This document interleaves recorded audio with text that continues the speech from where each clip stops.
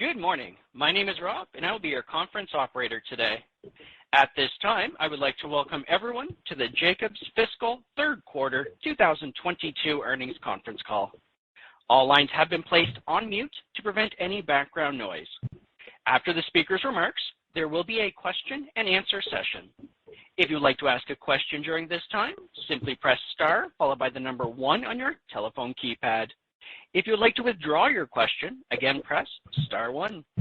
Thank you. Jonathan Doros, you may begin your conference. Thank you. Good morning to all.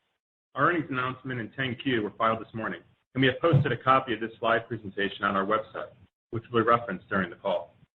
I'd like to refer you to slide 2 of the presentation materials for information about our forward-looking statements, non-GAAP financial measures, and pro forma figures.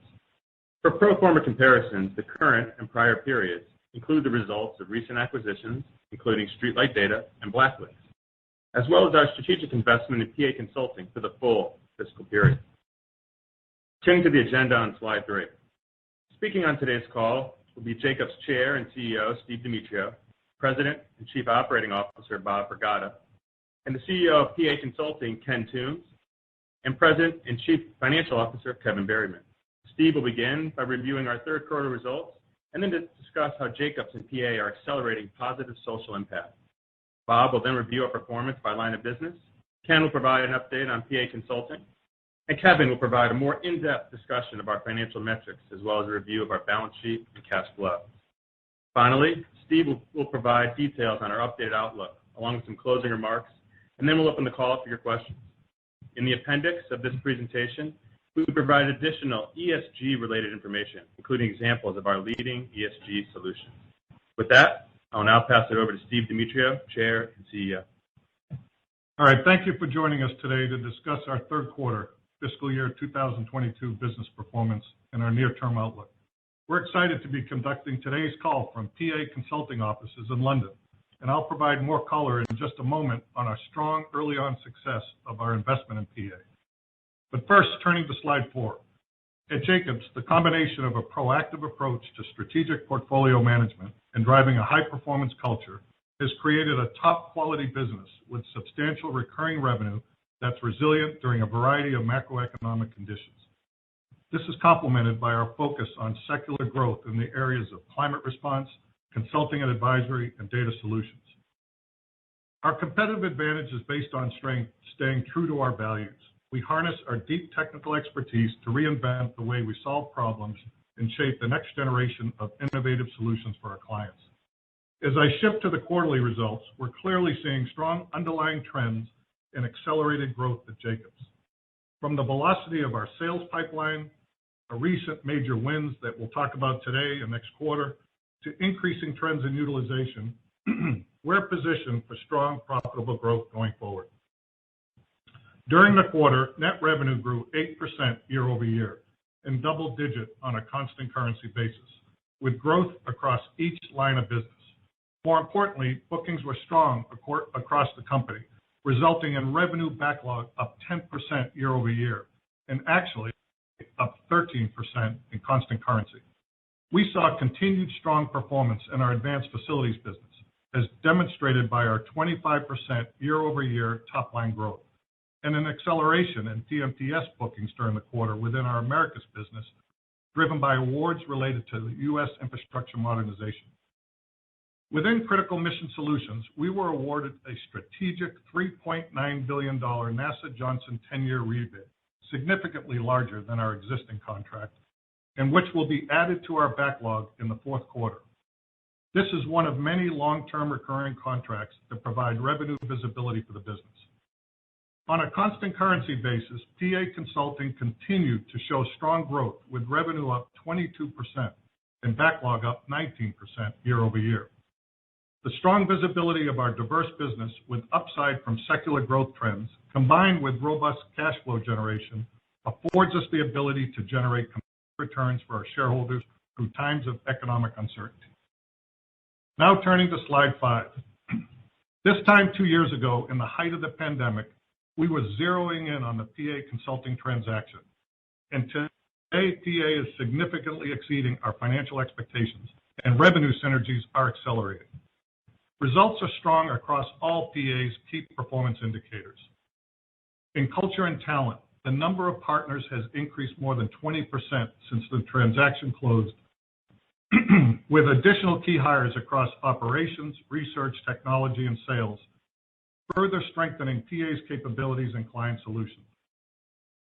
And very exciting is their Women in Leadership program, with the current PA leadership team now at 50% female.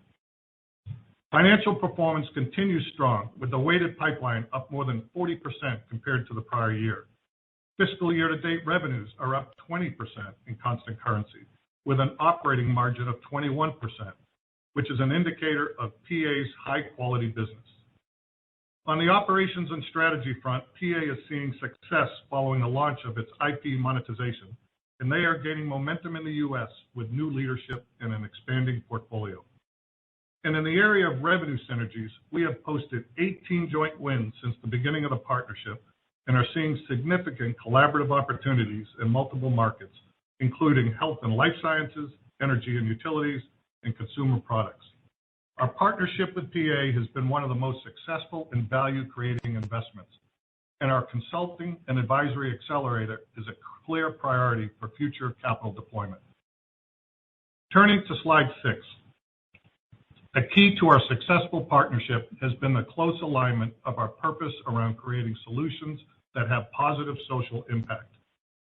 Whether it's working together to improve healthcare for families through leading-edge cell and gene therapy, addressing patient safety in emergency departments across the U.S., solving issues of connectivity and decarbonization for global rail market, delivering resilient solutions in the areas of deforestation and fire prevention in the UK, and the undergrounding of 10,000 miles of cable for PG&E to mitigate forest fires in California, and on the clean energy front, collaborating on analyzing investments for private equity and green hydrogen.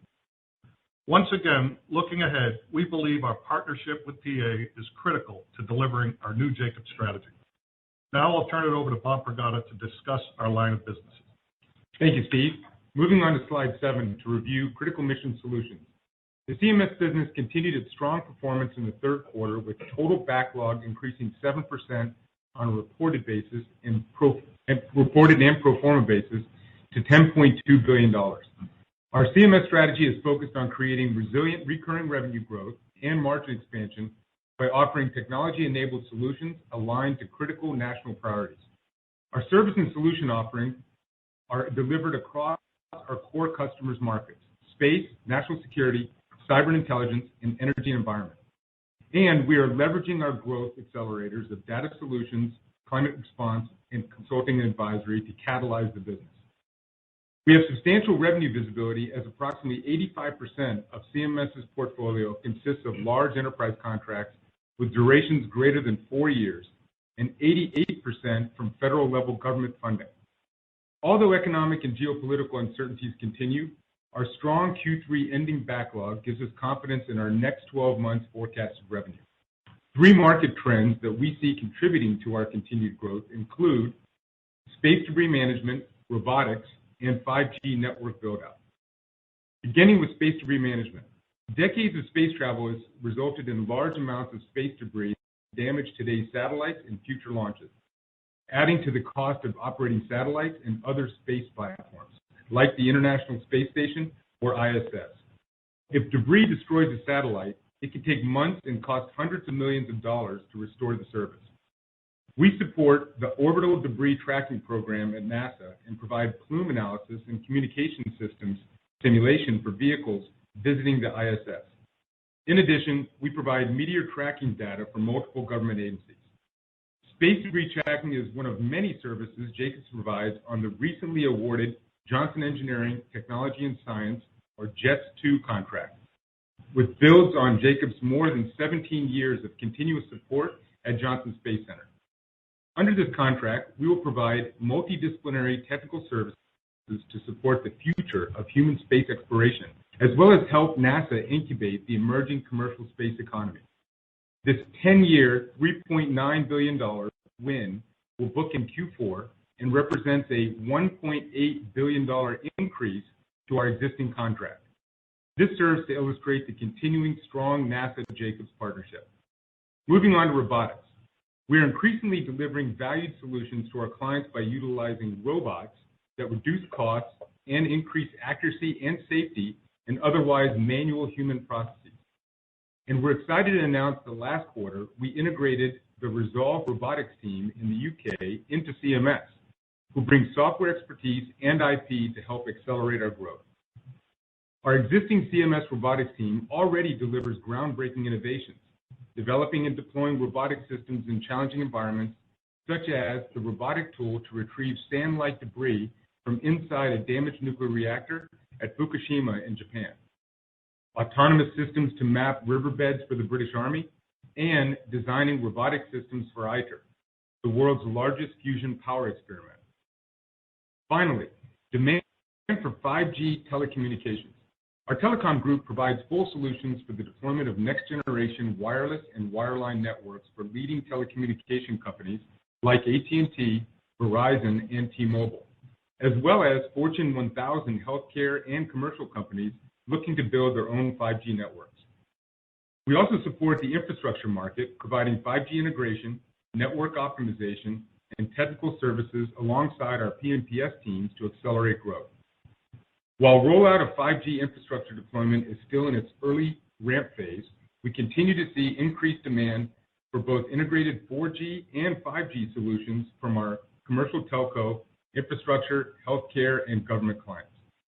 During the quarter, our telecom group added several new awards totaling more than $150 million to deliver projects advancing 5G nationwide. We are excited for the team's recent successes and are well positioned for growth as adoption of 5G use cases and penetration grow. In summary, we continue to see solid demand for our CMS solutions. Last week, we were notified that we were awarded a $470 million 6-year cyber intelligence-related task order, which we expect to benefit begin ramping at the end of this current quarter. The sales pipeline remains robust, with the next 24-month qualified new business pipeline at approximately $25 billion, including $10 billion in source selection with an expanding margin profile. Turning to slide 8. During the quarter, People and Places Solutions delivered record-setting quarterly bookings that topped pre-pandemic levels. We also enjoyed year-over-year bookings growth of 11% and backlog growth of 13%, delivering a high mark for operating profit in the quarter. Despite macroeconomic concerns, we performed well due to the balance of public and private sector clients with a multinational focus, resulting in continued high percentage of revenue already booked in backlog. As I talk about the quarter, I'll address our 4 ongoing themes of supply chain diversification, infrastructure modernization, climate response, and data solutions. Starting with supply chain diversification. With continued breakthroughs in biotechnology, strong customer demand, and robust operating cash flow, life sciences clients are investing in manufacturing expansion and contract operations capacity globally. As a leader in the market, Tier 1 clients have confidence in Jacobs' ability to deliver highly complex greenfield and expansion projects at speed that provides time to market for our clients that maximizes their competitive advantage in new therapeutics. Growing health service needs are leading to innovative approaches to care. We are optimizing facilities for clients such as the University of Iowa hospitals and clinics, where we serve as their project delivery partner. We are improving sustainability access and energy efficiency for NHS Scotland, as well as increasing much-needed access to critical mental health care in Australia. We continue to see robust demand for semiconductor chips, data center capacity expansion, and growth in the electric vehicle market, and have secured recent confidential wins in all 3 categories. On top of strong secular demand for semiconductors, we are pleased to see the passing of the $53 billion U.S. CHIPS bill, which will incentivize investment in U.S. semiconductor manufacturing and specialized tooling. Infrastructure modernization. Increased client investments in mega and giga-scale infrastructure continues. And with our #1 ENR ranking in program management, our delivery reputation has been a key differentiator in staying ahead of our clients' needs in a dynamic global environment. We recently have been awarded several strategic full lifecycle programs for new transformative scale cities in the Middle East that will address social, economic, and climate priorities, and will have flexible and long-term contracting vehicles. With a renewed interest in equitable, sustainable transportation, we are experiencing a significant investment in the transit and rail sector with wins across the globe, such as Irish Rail, British Railways, multiple clients in Australia, and resilient transit planning for Sacramento Area Council of Governments here in the U.S. The Infrastructure Investment and Jobs Act is resulting in a steady increase in new project awards to modernize and increase the resiliency of U.S. infrastructure. For example, we won a major water supply resilience program for Eastern New Mexico Water Utility Authority, a 5-year stormwater implementation program for the city of Baton Rouge, and a funding strategy with Oklahoma DOT. Additionally, our IIJA advisory team is positioning our clients to win funding opportunities with over 50 differentiated grant applications across transportation, water, and energy. We anticipate additional awards in the coming quarters as the opportunities in our sales pipeline move into the next phase of procurement. Moving to climate response. We see our clients continuing to invest in clean energy across all sectors with primary spend related to grid modernization, cost-effective renewable energy generation, and EV charging infrastructure, or EVCI. Our progress in these areas is demonstrated globally. In Asia, through advisory and policy consulting for the Asia Development Bank, in Canada, with a pipeline utility program, in Australia, through transmission and distribution design projects with AusNet Services, and in the U.S. via a new consulting and advisory framework to advance energy transition with a leading provider. Transportation electrification and advanced charging infrastructure plans have topped our clients' agendas across all regions for aviation, ports, highways, and rail and transit.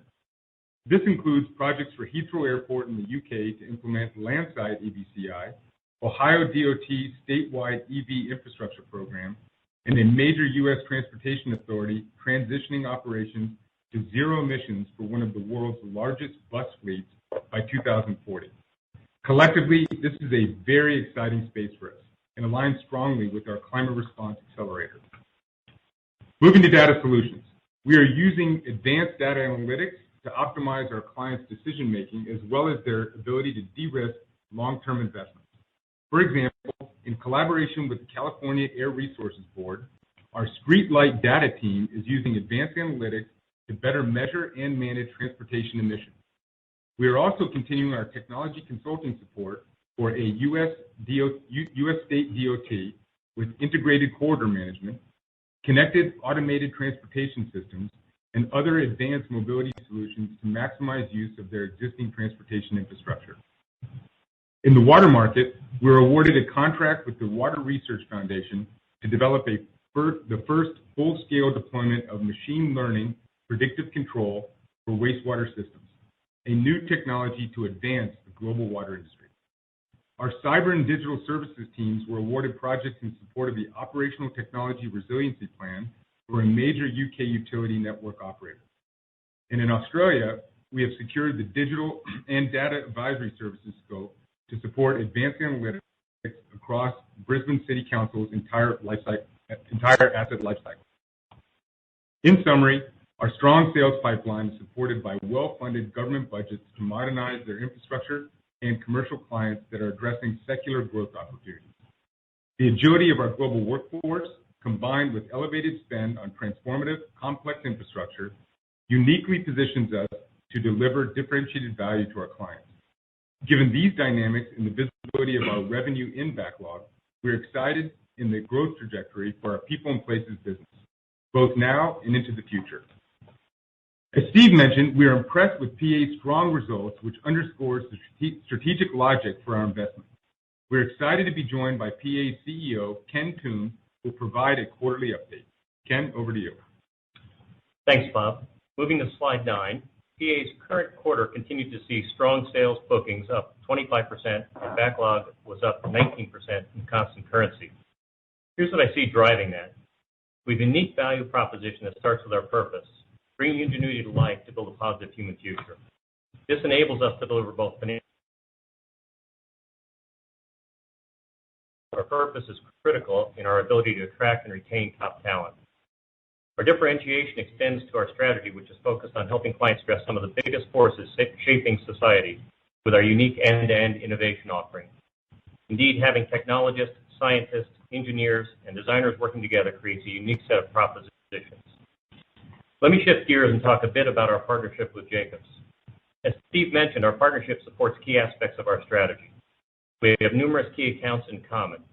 Those accounts are ones where we can leverage PA's relationships at the C-suite to bring Jacobs into the mix early and create a differentiated solution.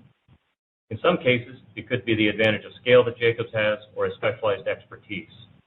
It can also work the opposite way, where Jacobs has a key relationship and brings PA into complex deals. A great example is PG&E in California, where Jacobs has a strong existing relationship. The differentiation on this project was the combination of Jacobs' program management expertise with PA's strategic consultancy advice and deep domain expertise. And more than a year into the partnership, these types of opportunities are growing. Another area of our strategy is expansion in the United States, where the outlook is very promising with strong double-digit revenue growth over the last 6 months. Beyond the synergies with Jacobs, we see a big demand for our end-to-end services. We're focused on 3 sectors in particular: energy and utilities, health and life sciences, and consumer and manufacturing. In each of these areas, we're winning and delivering exciting purpose-driven work. For example, innovating cell and gene therapy manufacturing with Ori Biotech and creating a growth strategy for Green Boom, a startup which has developed a sustainable way to prevent, reduce, and clean up oil spills. Over time, we've made several U.S. acquisitions, which have provided a platform for further organic growth. Additionally, the significant hiring of great new talent at the partner level is another way we are stimulating growth. Since the beginning of 2020, we've grown the number of U.S. partners by 60%. Now I'd like to spend a minute on resiliency of our business. We enjoy a loyal client base with approximately 90% of revenue typically coming from repeat clients over the last 5 years, and our expertise continues to be in high demand. We also enjoy resiliency given our balance between private and public sector work. For example, during the pandemic, we transformed entire corporate business models to account for new customer behaviors.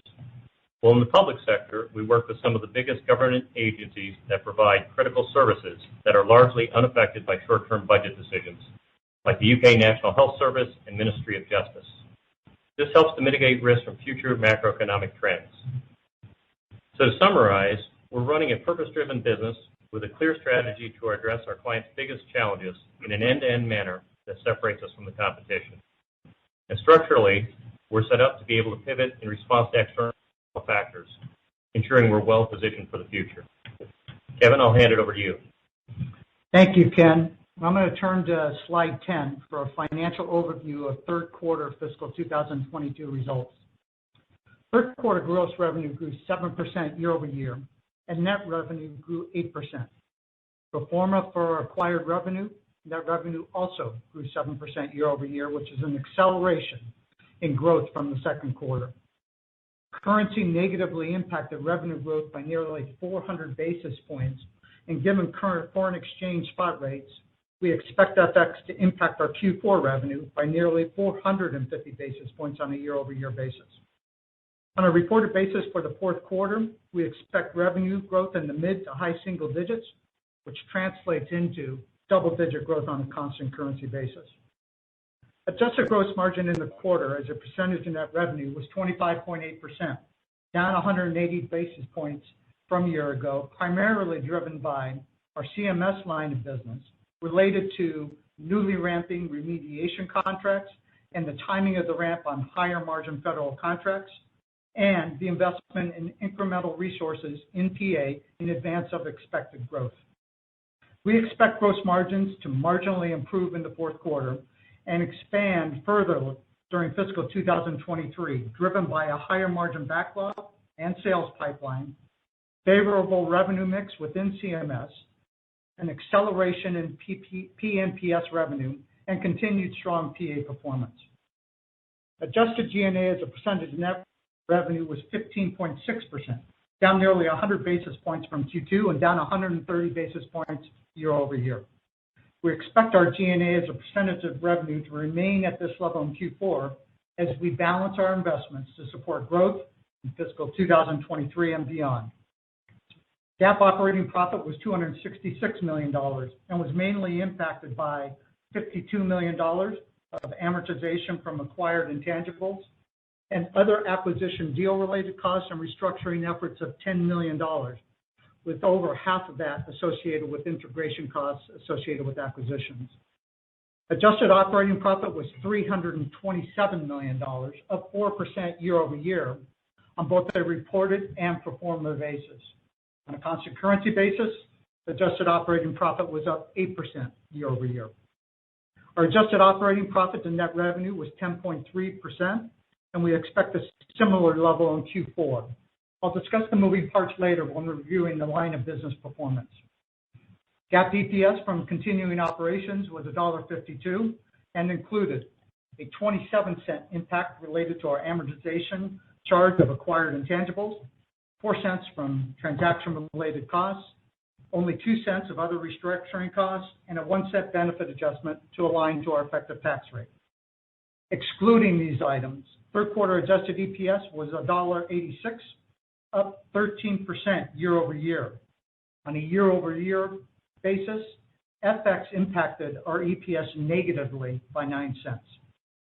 Within the other income line on the P&L, important to note, we realized a cash pre-tax gain of approximately $14 million, or 8 cents in after-tax EPS, from the sale of our ownership in commercial cybersecurity provider WatchGuard Technologies that came as part of the KeyW acquisition.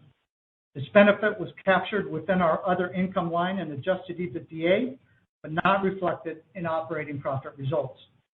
The sale of this strategic investment was driven by contract terms associated with our interests, which would have limited future monetization of our investment. We remain excited about our continued partnership with WatchGuard. Jacobs' consolidated Q3 adjusted EBITDA was $363 million and was up nearly 13% year over year, representing 11.4% of net revenue. On a constant currency basis, adjusted EBITDA was up 16% year over year. Finally, turning to our bookings during the quarter, the revenue book-to-bill ratio was 1.1 times and did not include the estimated $550 million backlog value of the 10-year, $3.9 billion NASA Johnson win, which will recognize in backlog in our fourth quarter. As Bob mentioned earlier, the contract ceilings of this rebid win is significantly higher than our existing contract and is an agency-wide contract not limited to Johnson Space Center. We plan to backlog the first 2 years of the approximate current revenue run rate, but expect on-contract growth to the ceiling value over the life of the contract. Regarding our LOB performance, let's turn to slide 11. Starting with CMS. Q3 revenue was up 8% year over year and up 7% on a pro forma basis. FX negatively impacted growth by over 200 basis points. For the fourth quarter, we expect revenue growth to approach double digits, and after adjusting for an estimated FX impact of 250 basis points, deliver constant currency double-digit growth. Q3 CMS operating profit was $104 million, down 3.5% year over year, but flat on a constant currency basis. Operating profit margin was down over 90 basis points year over year to 7.9%. Q3 operating profit and margin percentage continued to be impacted by the delay of the higher margin, shorter cycle awards that were pushed to the right due to the continuing resolution, as well as related timing of our investments ahead of new cyber and intelligence contract wins. Due to these investments and the timing of both new and anticipated awards, we expect CMS operating profit margin to remain under 8% for the fourth quarter, but improving in 2023 and beyond. Moving to People and Places. Q3 net revenue accelerated to 7% year over year, growth including a negative effect of 350 basis points from FX. On a constant currency basis, P&PS overall grew double digits year over year. Also on a constant currency basis, each People and Places segment demonstrated net revenue growth, with strong year-over-year growth acceleration in our Americas business as impact from U.S. infrastructure spending begins to materialize. Our advanced facilities business continues to demonstrate robust double-digit net revenue growth with strong performance in both semiconductors and life sciences. We expect this performance to continue given our strong backlog and sales pipeline. Our international business growth on a constant currency basis also remains strong as those governments continue to prioritize infrastructure modernization and investments related to our ESG solutions. Total Cms Q3 gross profit grew year over year, and gross margins were consistent with Q3 2021, with Q3 operating profit up 2% year over year and up 8% when eliminating the impact from FX translation. In terms of PA's performance, PA revenue grew 8% year over year in U.S. dollars, an impressive 22% in PA's local currency. Q3 adjusted operating profit margin was 18.5% due to lower utilization, but still up 2% when factoring the impact of currency. The lower utilization during Q3 was driven by a proactive effort to add resources for additional growth expected in 2022 and 2023 for the PA team. Consequently, we expect PA's operating profit margin to return to greater than 20% next quarter and continue to strengthen further in 2023. We also expect continued double-digit revenue growth on a constant currency basis. Our non-allocated corporate costs were $38 million, down year over year as we benefited from continuing moderation in medical costs and to a lesser extent from a positive currency impact on our support costs and other benefits. We now expect non-allocated corporate costs to be in the range of $170 to $190 million versus our previously communicated range of $200 to $250 million for fiscal 2022. Turning to slide 12 to discuss our cash flow and balance sheet. We had another quarter of solid underlying cash flow generation. On a reported basis, free cash flow was a negative $281 million, but included a $480 million cash outflow related to the previously discussed Impex legal settlement, as well as $10 million related to transaction costs and other items. Excluding these outflows, free cash flow was strong and conversion was in line with our expectations. DSOs were relatively flat year over year.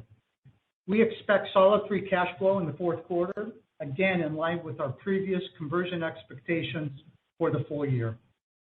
During the quarter, we repurchased approximately $200 million of our shares.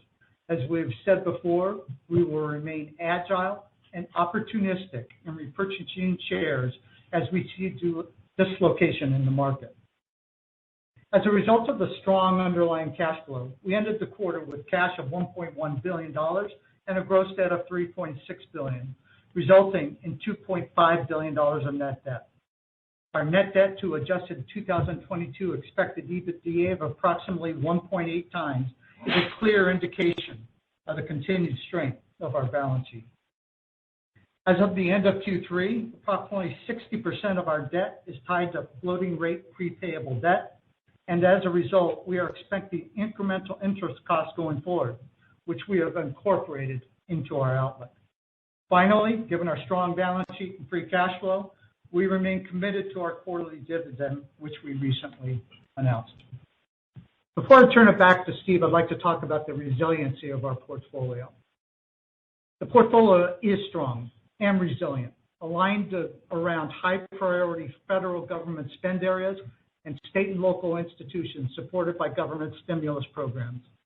Our private sector business is centered on high-margin markets like semiconductors and life sciences, which are currently focused on incremental investment in capacity to resolve supply chain constraints and support novel therapies. As a result, while we may not be totally immune to the global economic uncertainties, we're confident that we are positioned to deliver the levels of growth identified in our strategy. Over to you, Steve. All right. Thank you, Kevin. As Kevin described, we have a diverse portfolio with significant reimbursable recurring revenue. It provides us the ability to grow under multiple economic scenarios and manage the impacts of inflationary pressures on our business. With this diversity comes some exposure to foreign currency translation, as we have approximately 34% of our revenue outside of the U.S., with 21% of that revenue in UK pound sterling. As a result of the latest foreign exchange dynamics, we're providing updated guidance for the fourth quarter of adjusted EBITDA in the range of $340 to $360 million and an adjusted EPS of $1.75 to $1.85, with the midpoints tied to the current FX rates. We feel very confident in our underlying business trends in the fourth quarter and have provided the lower end of the range to reflect the possibility of any FX erosion. It is important to note that relative to our fiscal 2022 forecast back in November, foreign currency translation has impacted our full-year expected fiscal 2022 net revenue outlook by approximately $320 million, adjusted EBITDA by approximately $40 million, and adjusted EPS by nearly 20 cents. So in short, our change in annual guidance and EPS is effectively driven by currency volatility versus our original expectations. In closing, we are excited about the momentum across all of our business as demonstrated by our accelerating revenue growth, our strong bookings and backlog, and a robust sales pipeline globally. Operator will now open the call for questions. At this time, I would like to remind everyone, in order to ask a question, press star, then the number 1 on your telephone keypad. Please limit yourself to one question. If you wish to ask a follow-up question, please press star 1 to re-enter the queue. Your first question comes from the line of Jamie Cook from Credit Suisse. Your line is open. Hi, good morning. I guess two questions. First, Kevin, you talked about the resilience of your business model in a macro downturn and understanding the guide lower was largely FX. One, can you sort of speak to, are you seeing any signs of macro weakness when you talk to your customers, and which parts of your portfolio would be most impacted, assuming we are going into a recession or are in a recession? And then the second question is just a clarification. The gain, I think it was from WatchGuard, that is included in the EPS number that you guys laid out, the 152 and the 186. Thanks. First point, relative to client, look, we're really not sensing any significant commentary from clients which are indicating concerns on the impact to their business associated with their investment profiles. And look, if you look at the I'm going to call it the private parts of the portfolio, specifically life science and semiconductors, those clients are really continuing to be quite robust in their outlook. And I'll go on to your second question and see if my colleagues want to add any color on that. But your second question about the WatchGuard, yes, it was included in the 186 EPS that we had for the quarter. It's important to note that we had about 9 cents of FX challenges in the quarter associated with kind of the weakening of or strengthening, of the U.S. dollar. But in addition to that, we took the opportunity to accrue some additional expenditures in support of employee-related costs in the quarter, offsetting some of the benefit of that WatchGuard gain. Your next question. Go ahead, operator. Your next question comes from the line of Bert Subin from Stifel. Your line is open. Hey, good morning. Morning. Good morning. Good morning, Bert. Bob, you mentioned the CHIPS bill in your prepared remarks. How much of a tailwind, if any, should we expect that to be for your fab design business? And then just a quick follow-up to what you were talking about on the resilient side. Is it fair to think that the PA consulting would be sort of the most volatile piece of your business as we think about sort of going through a potential economic recession? Thanks. Yeah, Bert, on the first part, on the CHIPS bill, I think the way that we're thinking about it is that, that was already such a robust business for us based on the clientele that we have and what the business drivers were for them. What the CHIPS bill did, though, is put even more credibility as well as substantiation of continued growth for those clients that are actually changing their business model. So I think it's putting more confidence that the cycle that we used to talk about being traditional, 18 to 36 month cycles, going even further with now support from the federal government. So we're excited about that. With regards to the volatility in PA's business, PA's very unique model is structured where the traditional management consultant relying on discretionary spend of their clients for business transformation activities is not really where PA sits. PA sits in product innovation and using that product innovation to transform businesses. And so these are really at the core of the clients that they serve. So we're not seeing that as evidenced by the bookings trends that we saw with PA this quarter being at the highest that they've been potentially ever, which is really putting some credibility in the backlog moving forward. Your next question comes from the line of Jerry Revich from Goldman Sachs. Your line is open. Yes, hi. Good morning, everyone.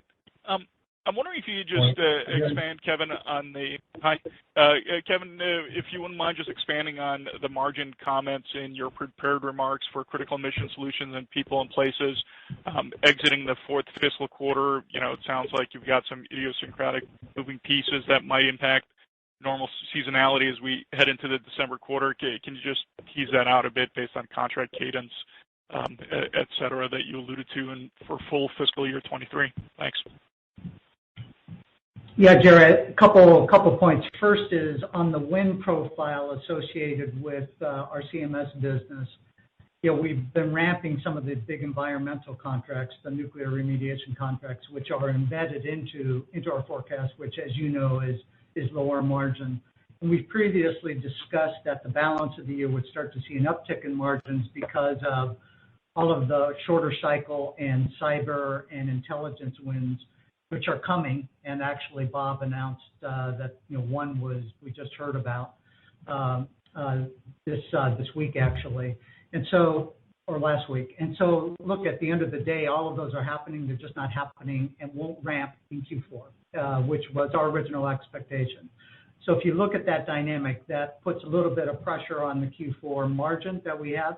In addition, we continue to have the investment profile, and we're not backing off of that in Q4 because of the anticipation of the growth in 2023 and beyond. So it's a double impact on Q4, but ultimately then translates into 2023 starting to rebound back into the margin profile that we've seen in the past. Now, it's going to take a while to get there, but ultimately we're confident that the margin profile will start to kick back up into 23. Your next question comes from the line of Steven Fisher from UBS. Your line is open.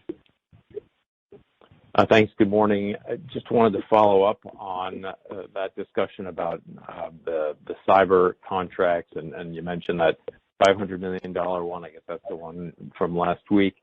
I guess I'd call that a mid-size award compared to the NASA type opportunities. Can you just talk a little bit more about how much more of that you have in the pipeline, and the timing of those, and then how relatively important they are to that 2023 plan? Yeah. So it's Steve here. The good news is we actually had 2 wins in the last 30 days in the cyber intelligence business. There was a $500 million one that did get booked late in the third quarter, and then we've had one just in the last week that Kevin just talked about that's just under $500 million. And those are 2 good-sized cyber intelligence awards with better margins than some of our longer-term enterprise contracts that we have in CMS. So they're going to be margin accretive, and we're really going to see those playing out as early as as far as the P&L in the first quarter of 2023. So and then on top of that, we have about $1.5 billion of things that could hit sometime in the fourth quarter as far as pursuits out there. And if you look at our normal win rate, that's going to add on top of that. And then on the back of that, there's a series of other pursuit opportunities that will play out sometime in the first half of 23. So we are excited about cyber intelligence, a little frustrated that it's taken a few quarters longer than we had expected. And then I just want to add on the back of that, outside of cyber intelligence, which also gives us some optimism, is that the Americas IIJA initiatives, we are clearly seeing momentum now in that. The pipeline's building. We've had some early on wins. We've got about 50 grants out there that we are highly confident of winning a large share of, and that's going to translate into business. And we see that it's starting to accelerate in 2023, and so it really hasn't been a material impact on our business to date. And we all know that, that's coming because of the commitment of the U.S. government around that IIJA. So, those are reasons for optimism as we get into both top line and margin improvement as we enter 2023. Your next question comes from the line of Chad Dillard from Bernstein. Your line is open. Hi, good morning, guys. Hi, Chad. So on the back of the announcement of the 2022 Inflation Reduction Bill, particularly the climate change portion, can you give a little bit of color on that and just like how much would be addressable to Jacobs? Yeah, it's very similar to the IIJA. When you look at the climate change portion, which is, in the high $300 billion, I think it's somewhere in the $370-80 billion. We see somewhere in the 85+% coverage by Jacobs of when you break that bill down to what we're able to see so far, and we haven't been able to get 100% of it, but based on some of the specifics and what we're hearing, it's going to be a majority of it that's going to be an opportunity for Jacobs. Your next question comes from the line of Andy Whitman from Baird. Your line is open. Yeah, great. Thanks for taking my questions, guys. I guess just a clarification. I think, Kevin, in your remarks, you made a comment there was an FX benefit in your corporate unallocated. Is that the $8 million? And was that did you sell a swap or a currency hedge there to realize that? I'm just curious if that was cash or non-cash as well. No, this is basically translation-related efforts or impacts, I should say, Andy. So effectively, if you think about the revenue and the gross margin, all of that is negatively impacted by the dollar strength as the foreign currencies get translated into lower revenue and gross margin. That's partially offset by the fact that our costs are also reduced in terms of our international operations. So it's really driven more by that. No effective kind of transaction was related to that.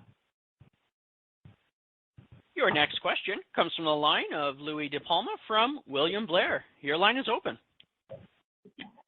Good afternoon, Steve, Bob, Kevin, and Ken. Hey, Louis. With the announcement of this earnings call from PA Consulting's headquarters in London, do you have any plans to acquire the remaining 40% of PA Consulting that you don't already own? Yeah, we've talked about this in the past and continue to have the same view that we really love the model that we've set up for the investment in PA and think it, not only is unique, but it's one of the reasons why we were able to get that and to get this investment across the finish line. And there could be a scenario where we incrementally grow our ownership, but right now, over the long term, we think having, the PA partners and employees, have ownership and the collaborative opportunities that gives us is really a key reason why we're off to such a strong start in the first year plus. And so we see that kind of model continuing going forward. Your next question comes from the line of Michael Feniger from Bank of America. Your line is open. Yeah, thanks for taking my question. I realize you added in some areas, investing in people, adding resources for the stronger growth outlook. You're talking about CMS, how some of these cyber contracts, which are higher margin, are going to pick up next year. Just based on what you're saying and the expected pickup in funding, should we be seeing an outsized level of margin expansion in 2023 as utilization levels are likely to pick up? Hey, Michael, this is Kevin. Is your comment about CMS specifically? It's about overall? PPS and overall the mix of the business. Well, look, if we look at our margin profile just in Q3 and Q4, we do believe there's going to be an ability to increase margins as we come out of this dynamic that we're facing in Q3, Q4, where growth hasn't kicked in as much as we want. We're continuing to invest.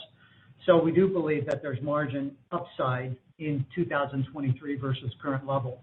But I wouldn't say extraordinary because we're going to ultimately continue to drive investments and support our business ability to grow longer term and at higher gross margins. Your next question comes from the line of Josh Sullivan from The Benchmark Company. Your line is open. Hey, good morning or afternoon. As far as the Russian war in Ukraine, rising tensions in the Taiwanese Strait, can you just talk about, if you've seen any specific uptick in demand for Jacobs' capabilities, space, cyber? Have you seen international demand or mostly domestic? And then I guess a related question on the commercial side, what does the flow of European energy projects look like at this point? Yeah, Josh, I'd say twofold. Yeah, the short answer is yes. We have seen an uptick in the client conversations and just the dialogue around potential opportunities. I break it down into two main parts, and then to address your energy comment in Europe. For cyber services, yes, these are predominantly U.S.-based framework agreements that we have in place, and we've seen efforts around those agreements be applied to cyber intelligence activities, specifically surrounding what's going on in the Ukraine. And then the second part has been around defense infrastructure. And so you mentioned what's happening in the Taiwanese Straits. You probably say that our posture, well, when I say the Western Hemisphere's posture around defense infrastructure in Asia has been going on for the better part of a decade. But now, in addition to that, we're seeing more requests. In fact, we've been awarded, they're confidential, a few jobs already in Eastern Europe around similar types of laydown platforms and defense infrastructure in Eastern Europe as a whole. On the second part around energy in Europe, the answer again is yes. Energy transition and that effort, not just in continental Europe, but in the UK and in Europe and in Ireland as well, is probably at an all-time high with regards to the activity. And that continues to be a strong catalyst for growth for us in our European business. Your next question comes from the line of Gautam Khanna from Cowen. Your line is open. Yeah, thanks, guys. I had a couple quick questions. First, on the CMS segment, you talked about the $10 billion of source selection bids out there. Is that net of the $4 billion NASA contract? And in general, what are you looking at for the September quarter? Were you looking for some fairly sizable bookings? And if you could also refresh us on the recompete dynamic over the next 12 months, how much of the CMS business is up for rebid? Let me just start, and maybe Bob, you can pick up. The in-source selection around the $10 billion. It's net. It's net. So I just want to be clear that the Johnson win is not in our backlog in the third quarter and will be added to the backlog in the fourth quarter. But what we're talking about now, moving into the fourth quarter with our bid process is I already covered several billion of that, being around the cyber and intelligence business, and also some opportunities specifically in our aero segment, working with the U.S. government. And so we're talking about net around all of that. Bob, anything to add? No, and then probably the biggest recompete is NASA Kennedy that is coming up later in the year. We're currently under an extension there, so we're confident about our opportunities in both Q4 and Q1. Let me just clarify that the $10 billion is new business, not rebid. So it's new awards pending. New awards in source selection, and it's net of NASA. Yeah. Your next question comes from the line of Sean Eastman from KeyBanc Capital Markets. Your line is open. Hi, team. Thanks for taking my questions. I just wanted to come back to the investments being made this year. I think it's been clear all through this year that this is, somewhat of a major investment year for Jacobs, and it sounded like they actually ramped up in the third quarter with sort of incremental investments offsetting that gain on sale. I just wondered how much of that ramp is Jacobs really getting more aggressive and really bolstering that personnel to support growth versus, it ending up costing more than you thought at the start of the year to build up that personnel to support growth. I hope that's a fair question. Let me characterize our investment profile. Certainly, we entered the year with, as we've talked about over the course of the fiscal year, some pretty strong investment profiles associated with the expected growth. We've actually reduced that a tad in Q3 and Q4 as we've seen a delay in some of the revenue build that we had envisioned happening faster and sooner in the second half of 2022. Now, this one particular investment, partially offset the WatchGuard benefit, but I think we've continued to be very proactive in supporting people. I know that PA has invested in terms of salary improvements and have increased their pricing associated with efforts in that regard. So effectively, I think it's been broad-based that we've continued to be investing against our people and supporting our people, but actually probably faster and in the first half versus the second half, other than this incremental investment we just made because of the WatchGuard benefit. Your next question comes from the line of Andy Kaplowitz from Citigroup. Your line is open. Good morning, everyone. Hey, Andy. Can you give a little more color into PA Consulting margin? I know you talked about it being pressured by FX and incremental investments. Can you quantify those investments possibly? And I know you mentioned margins should return to over 20% in the short term, but do you still have confidence in your longer term margin expectation for PA, that sort of 23% flattish as you go out over the next several years? Yeah, I'll take a crack at it, and then we have Ken here with us, and I'll turn it to him to see if he has any additional color. But the PA team has been very aggressive in getting new talent into the organization, both at an executive level and at a partner level, which ultimately helps drive and support incremental growth going long term. They were very successful, especially in Q3, in bringing on board a bevy of talent, which is going to be positioning them for really strong growth going forward in 2023. That all came together. And fundamentally, when they brought those folks on board, they're not obviously originally billable from day one. And so that would put some pressure on their gross margin. Now it's just about adjusting their hiring going forward, determining how much they need, and they'll start to see an improvement back up to the operating profit margin that we discussed in the prepared remarks, over 20% in our fourth quarter, and ultimately beyond into 2023 and beyond. And we feel confident on that. Ken? Yeah, I think you hit it, Kevin. Two things. One was a significant amount of senior executive hiring, which came together all at the same time. So we actually had 5 senior executives join in the same quarter, which had significant cost with it. And then the second part was, given the large deals that we have in pipeline that we historically have not had, we've started to ramp up hiring in advance of that to ensure we can actually service those should we win one or more of them. So we're very confident about the profile going forward. We've obviously watched our recruiting as we go forward, but the pipeline remains very active and strong, and we're confident. Your next question comes from the line of Sabahat Khan from RBC Capital Markets. Your line is open. Yeah, great. Thanks, and good morning. Just kind of the first question is the 50 grants that I think Steve called out earlier related to the IIJA. Any way you could quantify sort of the dollar amount or how much of that money sort of come through already? And then just the second question is maybe a bit more philosophical, but as you mentioned earlier, you're seeing not really any meaningful slowdown in the outlook, but in the past downturns, governments really stepped up with spending across some of your end markets and regions. In the conversations you're having and how much those governments have spent over the last couple of years, what do you think the propensity is there to step up if there is any meaningful slowdown, as you look over the next 1, 2, 3 years? Thanks. Yeah, let me start. Steve here. Let me start with it, and then I'll turn it over to Bob. But first of all, congratulations. We understand you just had a new baby and wish you success on that. Big opportunity for your family. So on the grant side, I mentioned 50.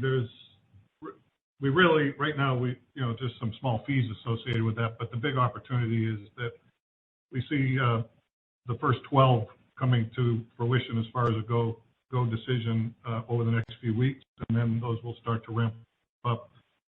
And there's other grants on the back of that. So we have yet to see the benefit of those, and we're pretty excited about what those will lead to as the procurement cycle progresses on those. Bob, I'll let you handle the rest. Yeah, and maybe just to add on to that, which would then lead into those growth trajectories that we highlighted in our strategy, which we're gaining more confidence around that, specifically in our infrastructure business, in our 3 major markets, which actually 4, if you count the Middle East, but in the U.S., UK, and Australia. On the government's historical reaction to recessionary type periods, and then how does that compare to what's happening right now? We actually see that step up as being positive again. We're seeing governments pretty bullish on infrastructure spend, and then in areas where that might be a little bit in debate, those political candidates that seem to have some traction in the marketplace are making very vocal comments about putting more money into major programs in those geographies. So, all in all, we're feeling very positive about what the future looks like in infrastructure. Gautam, you also asked about the percent of money that's out there. I think it's over 30% now on the IIJA. I don't know exactly what the number is right now, but it's over 30%.